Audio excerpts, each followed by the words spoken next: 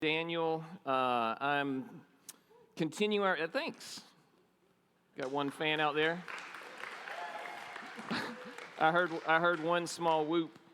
We're back in our series, continuing this series on looking at the cross through the lens of different important figures from the Bible.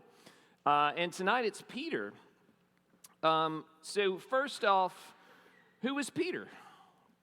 Right? I'd imagine if you're here tonight, if you've been around church at all, you probably know that he was one of the 12 disciples, right? An important figure there. But before he becomes a disciple, he was a professional fisherman working off the coast of the Sea of Galilee with his partners James and John, who were also two of Jesus's two famous disciples of Jesus. He first meets Jesus as a result of his brother Andrew, also a disciple of Jesus. After Andrew heard from John the Baptist when John says that Jesus is the Messiah. And we'll look at that, at how Jesus calls Peter to be one of his disciples here in a minute. Peter wasn't always his name. His name originally was Simon, so you'll see that a couple of times tonight, and sometimes it's Simon, sometimes it's Simon Peter. But when he meets Jesus, Jesus changes Peter's name. The name Peter means rock in Greek, and that was given to Peter by Jesus himself. And Jesus naming Peter, rock, may be symbolic for the importance of his foundation to the church. But knowing what we know about Jesus, it was also probably a reference to Peter's personality, which at times could be very hard-headed, stubborn, impulsive. Any of you like that? Any of y'all rock? Peter also wasn't just a normal disciple. He was part of what the commentators often call the inner circle of Jesus. Peter, along with James and John, these three disciples are the three most mentioned disciples in the Bible. And they often accompany Jesus to places that the rest of the disciples don't come. For example, on the Mount of Transfiguration, where Jesus allows his glory as God the Son to be visible. The only people there with him are Peter, James, and John. They're the only disciples with Jesus in the room when he heals Peter's mother-in-law. And then again, they're the only ones with him when he heals Jairus' daughter. And during the final moments that Jesus is alive with his disciples before he goes to his death, Jesus invites Peter, James, and John, the only these three, to come along with him and pray as he prepares to endure the cross. In addition to being part of this important inner circle of the disciples, throughout the Gospels, Peter appears to be the spokesman for the disciples, or perhaps the leader of the disciples. He's almost always the one mentioned as asking Jesus a question that the rest of the disciples wanted to know an answer to, or answering one of Jesus' questions when he puts that to them. So we've established that Peter is an important disciple. So let's take a look then at two very influential, very important times in Peter's life, both at the beginning and at the end of his time with Jesus. Before Peter was a disciple, as I said, he, James, and John were out fishing, and they are coming back in their boat from fishing all night, but they had had a very bad night. They hadn't caught anything. And when they got back to shore, they see Jesus. He's there preaching to this large crowd. And Jesus is like, hey, Peter, can I borrow your boat so that I can get off the shore a little bit so that everyone can see me a little bit better? And Peter's like, sure. And then Jesus preaches. And after he's done, let's jump into the story here in Luke 5 and see what happens. When he had finished speaking, that's Jesus, he said to Simon, "Put out into deep water, let down the nets for a catch." Simon answered, "Master, look, we've worked hard all night. We haven't caught anything, but because you say so, I'll let down the nets." And when they did so, They caught such a large number of fish that their nets began to break. So they signaled their partners in the other boat to come and help them. And they came and filled both boats so full of fish that they were sinking. They began to sink. And when Simon Peter saw this, he fell at Jesus' knees and said, "Go away from me, Lord, because I'm a sinful man." For he and all his companions were astonished at the catch of fish that they'd taken, and so were James and John, the sons of Zebedee, Simon's partners. Then Jesus said to Simon, "Don't be afraid. From now on, you will fish for people." So watch this. So they pulled their boats up on the shore, left everything, and followed him. So we're looking here, first off, at one of the heights of Peter's career. Professional fisherman, he makes his life catching fish. And as this run-in with Jesus, who he just met, he just caught more fish than he'd ever seen in one place. According to one estimate, the amount of fish that's described here would have been worth about 25 to 30 years of a fisherman's salary. And instead of thinking, though, that, oh man, I'm rich, Peter leaves everything. All the fish, all the money, the job that he's done his whole life, his partners, he leaves it all behind and follows Jesus. And this is one of those ultimate examples of what a changed life through Jesus looks like, to give up all of that. Okay, so back to our purpose of, in this series, looking at the cross through the lens of one of these people from the Bible. So we just, Peter, he's super important, right? The leader of the disciples, just gave up everything to follow Jesus. He must have been doing something like very important at the crucifixion, right? So, we're in for it tonight to see what Peter saw at the crucifixion. But then this is where things take a turn. You see, like a lot of us, Peter was a bit overconfident. Maybe because he was the spokesperson, the leader of the disciples, Peter thought he could do things on his own, in his own strength. Because he was the guy, right? He was strong. He was important. Jesus had called him rock, right? So let's look at another time in Peter's life that helps to reveal some stuff about this. So fasting forward to a few hours before Jesus is betrayed, arrested, sentenced to die on the cross, Jesus is with his disciples.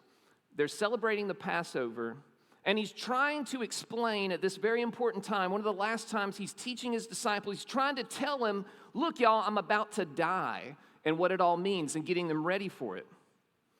But during those final hours, do you know what the disciples were doing? Well, according to Luke 22, it says that they were arguing about which of them was the greatest, about who was in charge, about who was the most influential, who was the most important. Jesus is trying to get them ready for the most important event in history, and they're trying to talk about who's the best. And Jesus is like, look, guys, focus, right?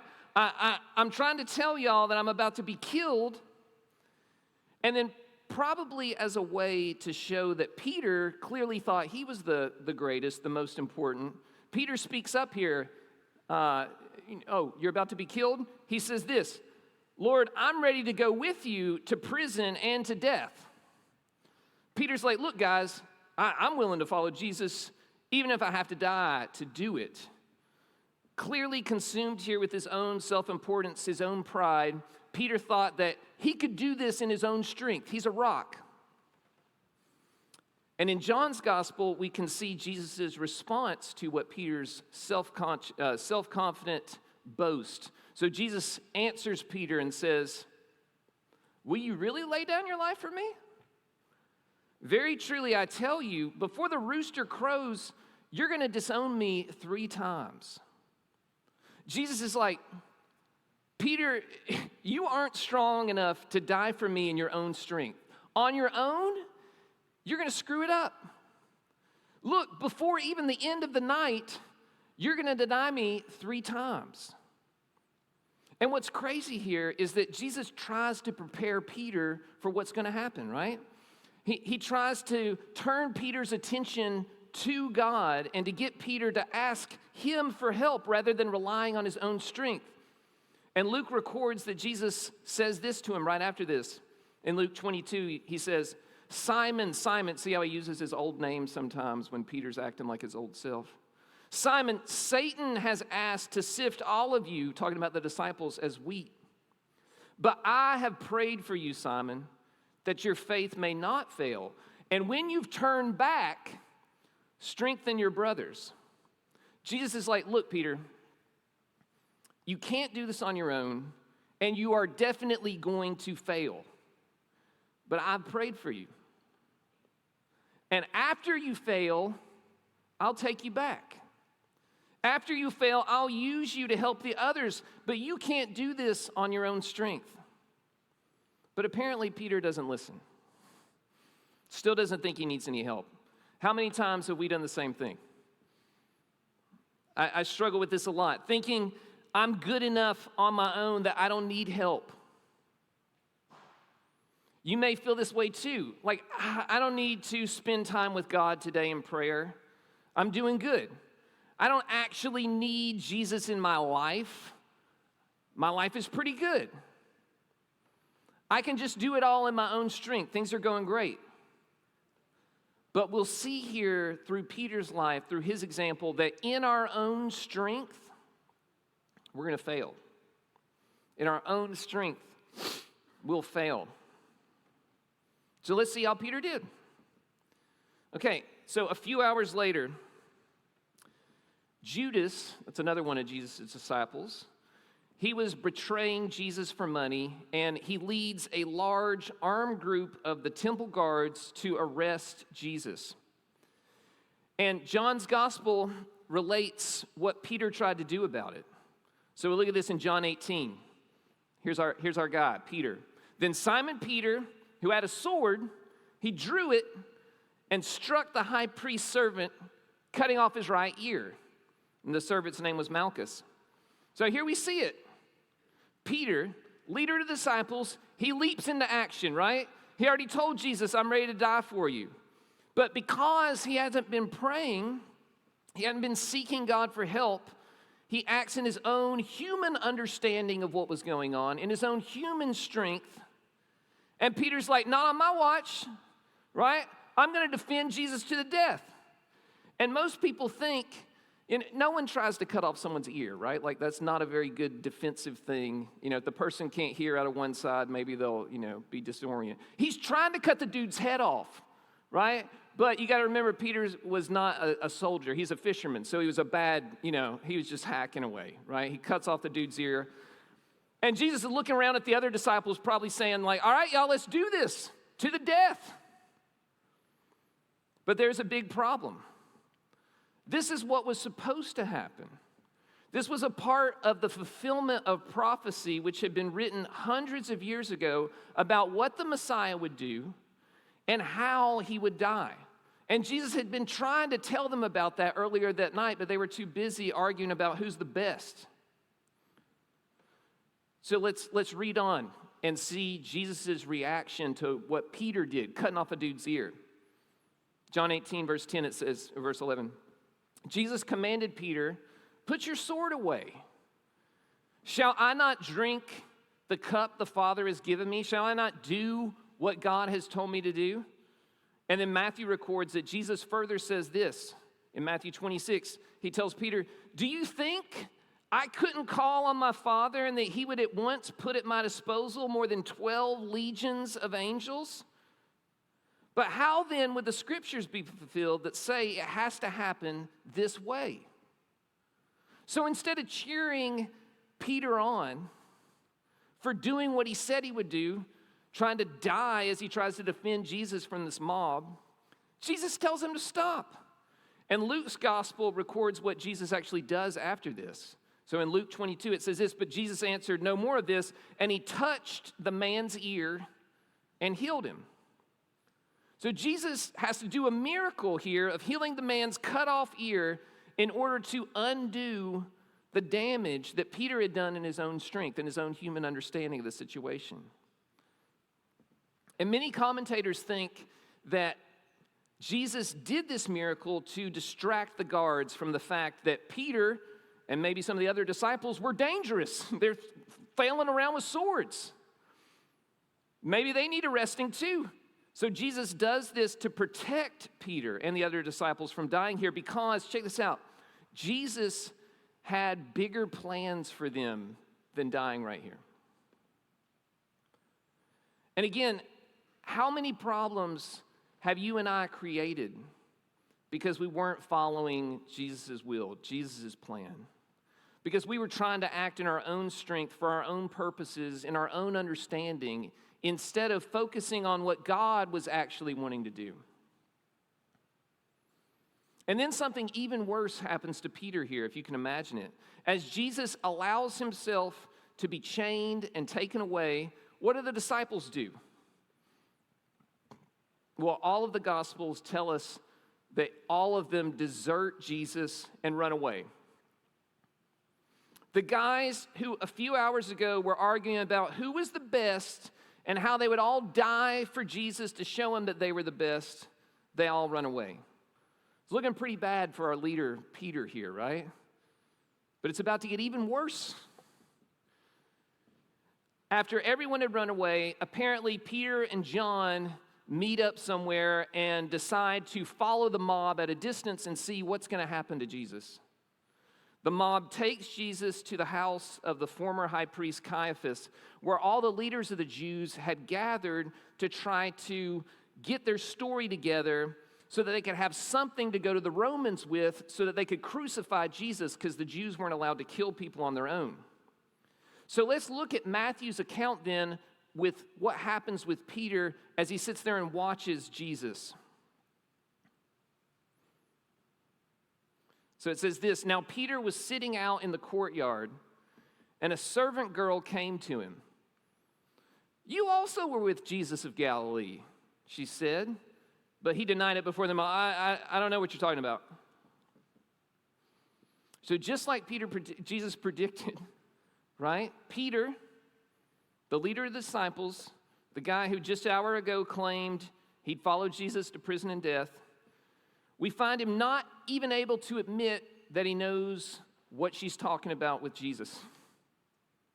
And it started small right here, right? This denial was just kind of like an offhand, I don't know what you're talking about, because he's just trying to like get past her, take the attention off of himself so he could see what's going to happen to Jesus. He's trying to blend in. But it gets worse. So we read on in verse 71. "Then he went out to the gateway, where another servant girl saw him and said to the people there, 'This fellow was with Jesus of Nazareth.' He denied it again with an oath. 'I don't know the man.' Now this second denial, this escalates a little bit, right? All the Gospels here tell us very clearly that this time with the denial, that Peter did it with an oath, meaning he swore by something sacred, most likely by God himself, that he didn't even know Jesus. Like, this is the most heartbreaking thing, right? Peter evokes the name of God the Father to deny that he even knew God's only Son.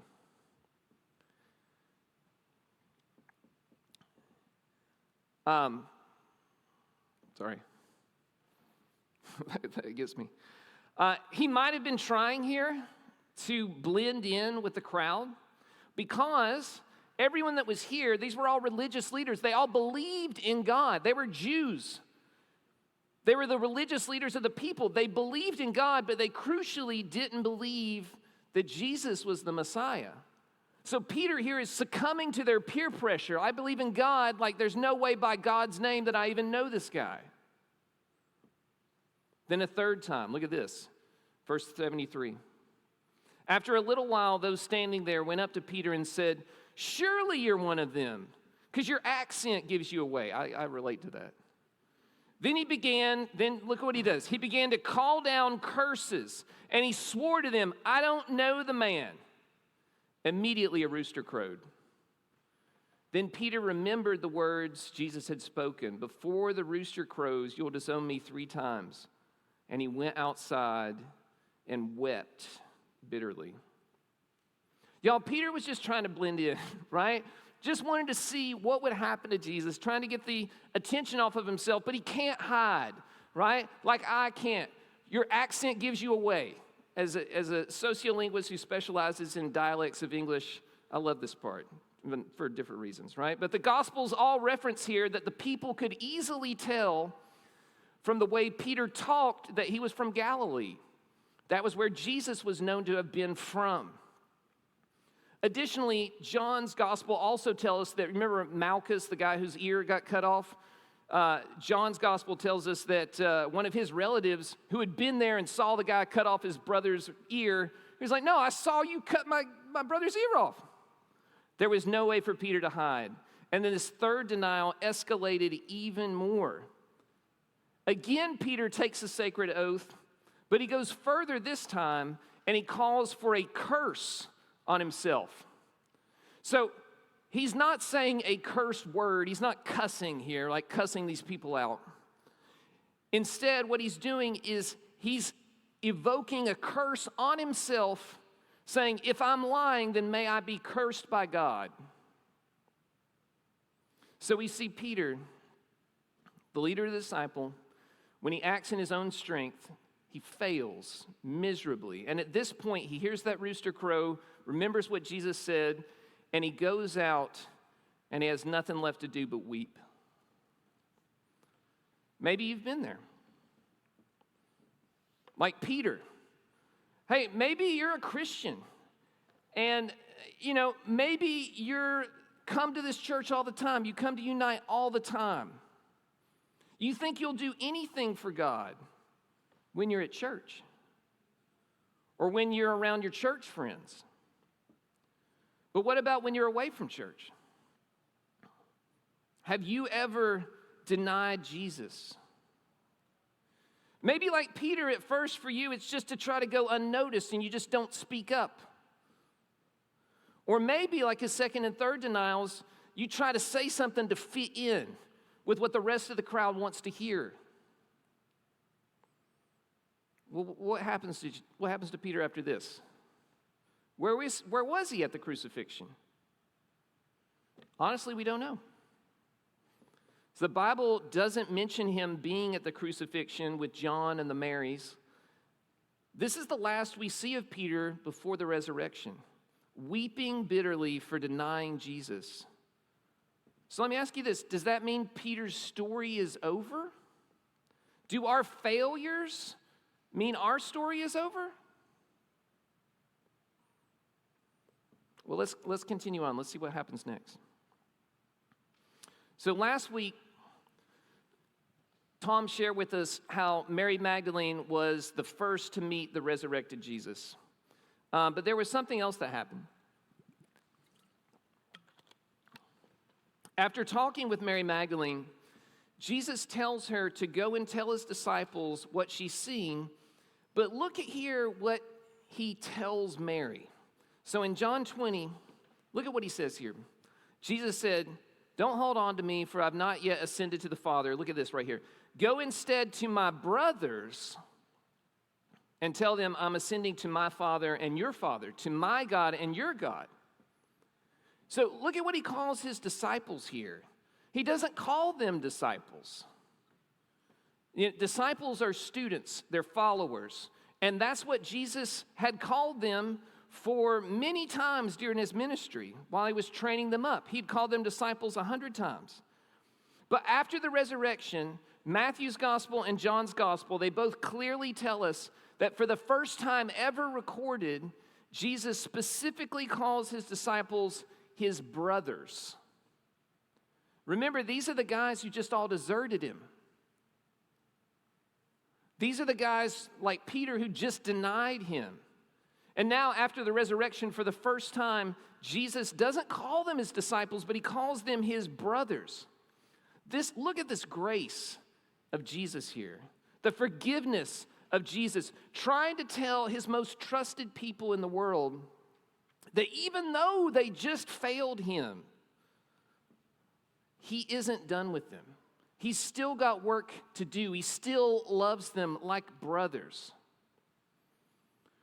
So as Zane comes up, we start to wrap this up, get to the end.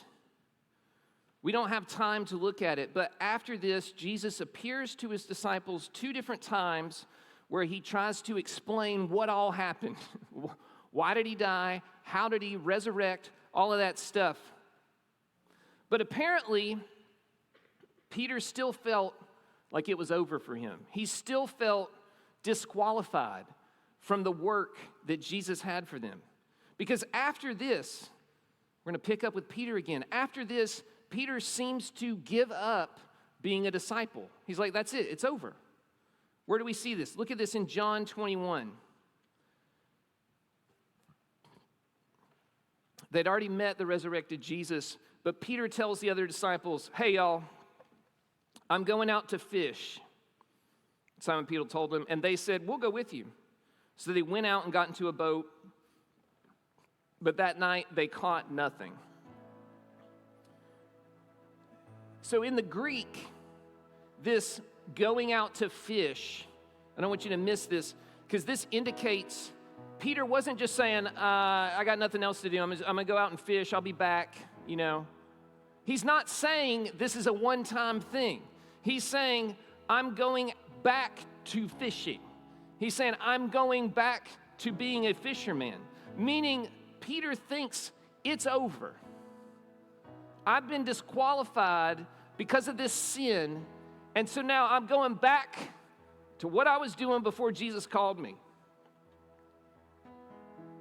And many of the other disciples probably felt the same way, because it tells us 6 other disciples go with him. We'll go with you. We don't know what to do. But check out what happens. So look at this. They fish all night. And again, John tells us they didn't catch anything. So let's pick it up in verse 4. Early in the morning, Jesus appears. He stands on the shore, but the disciples don't know it's Jesus. They didn't realize that it was Jesus. He calls out to them, friends, y'all got any fish? He didn't say y'all, sorry. Friends, have you got any fish? No, they answer. He said, well, why don't you throw your nets on the right side of the boat and you'll find some.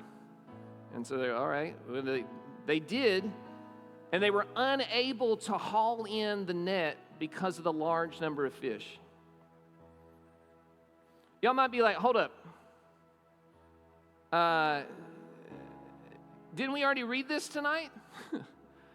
Peter, James, and John fishing all night, didn't catch anything. Jesus tells them to throw the nets in one more time, and they do, and they catch so much fish it almost sinks boats. Yep. This is the exact same thing that happened when Jesus first called Peter to be a disciple 3 years ago. And Peter recognizes this, y'all. He knows this has to be Jesus, and he can't even wait. He can't wait for the boat to get back. He jumps out of the boat, swims as fast as he can to the shore. Jesus is chilling on the shore, cooking breakfast. And look at what Jesus says to Peter after they get done eating. Verse 15. When they had finished eating, Jesus said to Simon Peter, Simon, son of John, do you love me more than these? Yes, Lord, he says. You know that I love you. And Jesus says, okay, feed my lambs. Again, Jesus said, Simon, son of John, do you love me? And Peter answers, yes, Lord, you know that I love you. And Jesus says, take care of my sheep. The third time he said it to him, Simon, son of John, do you love me? Peter's hurt, right? Because Jesus asked him the third time, do you love me? And he said, Lord, you know all things. You know that I love you. So Jesus says, feed my sheep. Jesus asked Peter 3 times in front of these 6 other disciples publicly, 3 times, do you love me? For the 3 times that he had denied Jesus publicly. And he gives Peter a chance to repent of that right here. Peter recognizes this because he gets hurt, because he knows this is about the 3 denials. And each time when Peter answers, yes, I love you, Jesus calls him back to his position. He calls him back to work.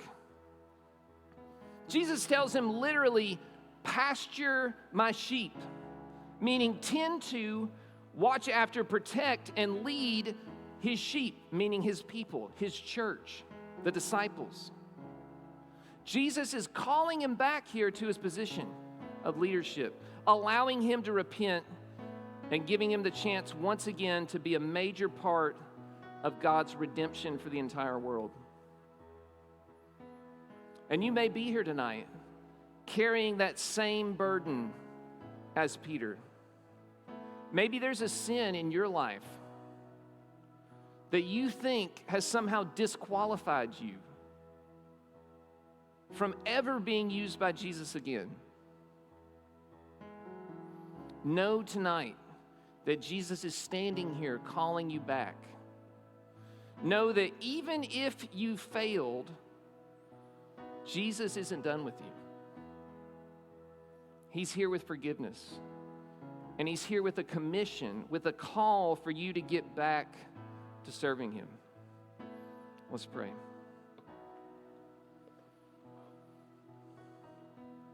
Jesus, we just thank you for that.